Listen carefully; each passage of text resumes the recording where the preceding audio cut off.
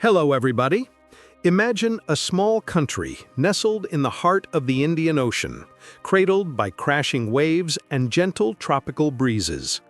Its islands are ringed with white sand beaches and swaying palm trees, while the call to prayer echoes from quaint mosques perched on hillsides and along the shore.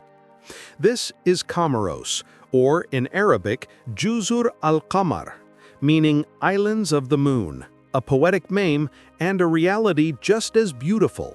This is one of the very few places on Earth where 100% of the population is Muslim.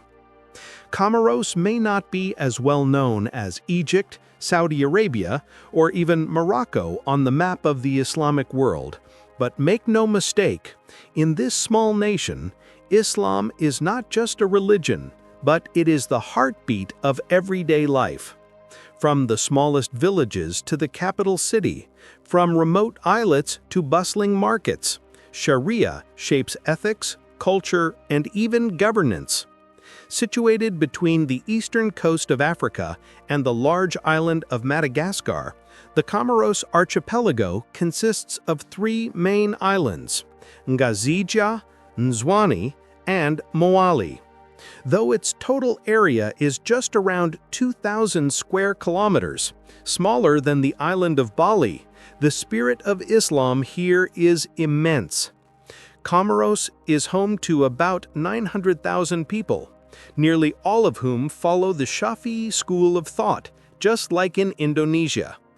The people speak Arabic, French, and Shikomori, a local language rich in Arabic vocabulary reflecting a fusion of Islamic heritage and colonial history. What makes Comoros unique is not only that its entire population is Muslim, but the way Islam blends so seamlessly with local culture, not as a foreign imposition, but as a treasured legacy passed down over more than 1,000 years. In the capital city of Moroni, the day begins not with the roar of traffic, but with the gentle call to Fajr prayer from old red-roofed mosques.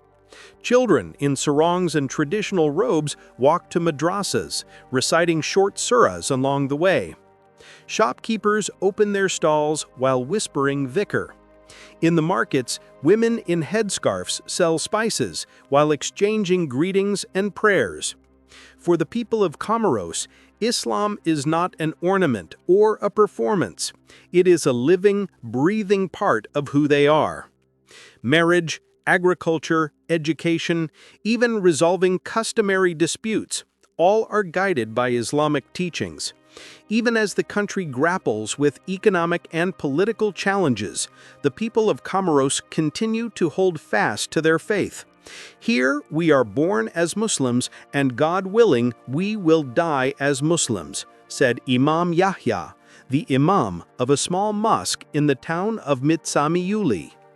Wander through the narrow alleys of the old city of Moroni, the capital of Comoros, and you'll find coral stone buildings with arched arabesque windows, wooden doors carved with calligraphy, and centuries-old mosques quietly standing as witnesses to history. Behind the calm of this coastal town lies a long and vivid story, the story of how Islam crossed the sea and took root in the heart of an island nation. The story of Islam in Comoros didn't begin with war or conquest. It arrived on the wind of the ocean, carried by the sails of trading ships. As early as the 10th century, Muslim traders from Arabia, Persia, and Gujarat, India, navigated the Indian Ocean, exchanging spices, fabrics, and ceramics. Along the way, they docked at ports along East Africa's coast, Zanzibar, Lamu, and eventually Comoros. But they didn't just bring goods, they brought character, knowledge, and dawah. Their interactions with the local people weren't that of conqueror and subject, but of guests arriving with courtesy and the wisdom of their faith. It didn't take long for the islanders to be drawn to these traders, not just for their wares, but for their way of life.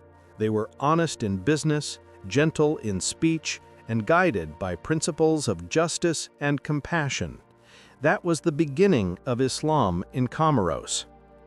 Our ancestors embraced Islam not by force, but because they saw its beauty, said Sheikh Mahdi Ali, a local Islamic historian on the island of Anjouan. Islam came not with the sword, but with manners. Between the 14th and 15th centuries, Islam began to reach the highest echelons of Comorian society, the nobles and ruling classes. When local rulers embraced Islam, it greatly accelerated the Islamization of the wider society. Some Comorian sultans even invited scholars from Hadramaut, Yemen, to teach religion and Islamic jurisprudence. Several of these scholars settled permanently, marrying local women and establishing kutab, Quranic schools, many of which still exist in rural areas today. Traditions such as reciting the Qasid Burda, celebrating the Prophet's birthday, Maulid, and communal salawat, praise of the Prophet, are legacies of these scholars and now deeply woven into Comorian Islamic culture.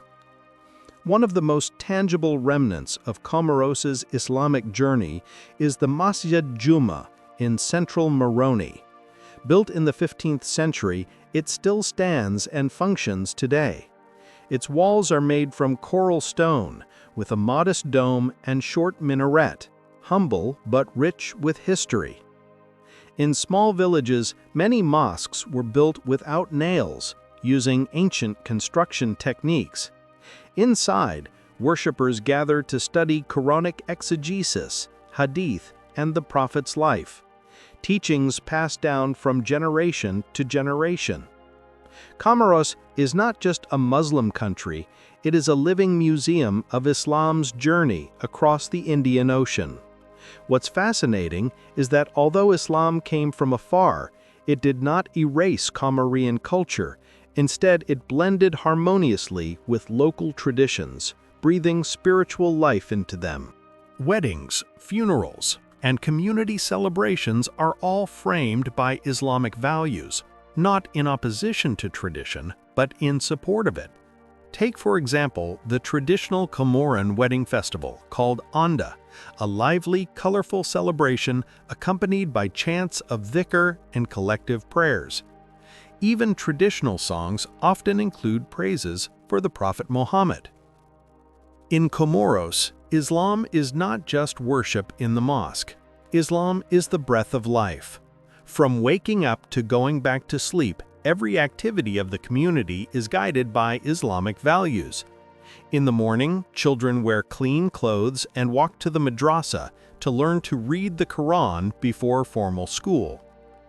In the market, traders begin their business with prayers and fair prices, fearing the sin of usury or fraud. Women wear loose hijabs, not because they are forced, but because it is part of their identity.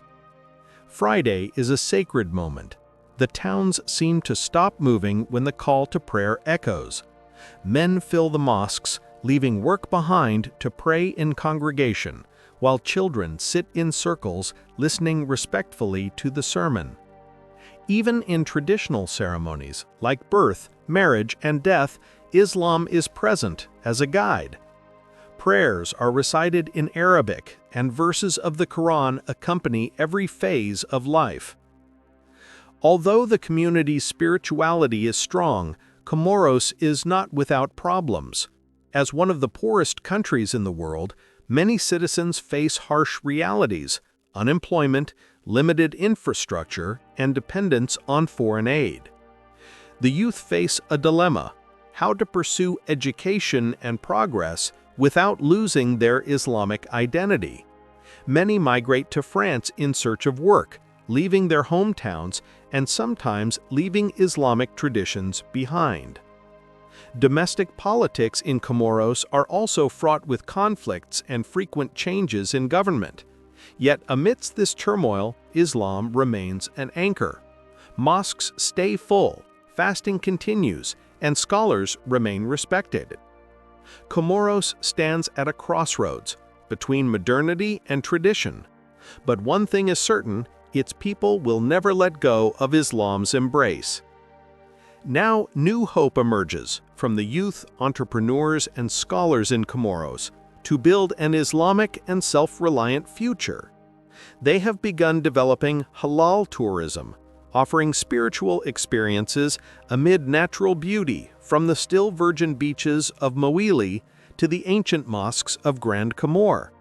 Muslim-friendly accommodations, halal cuisine, and religious tour packages are being promoted as a way out of economic hardship. On the other hand, Islamic educational institutions are beginning to combine religious curricula with science and technology. Comoros children can now memorize the Quran while learning computers and foreign languages. We want Comoros to be known not just for its poverty, but for the richness of its faith and its potential as an Islamic center in the Indian Ocean, said Fatima Saeed, a young entrepreneur from Moroni. With this new spirit, Comoros is no longer just a small dot on the map of Africa, but a quietly shining Islamic gem in the midst of the ocean.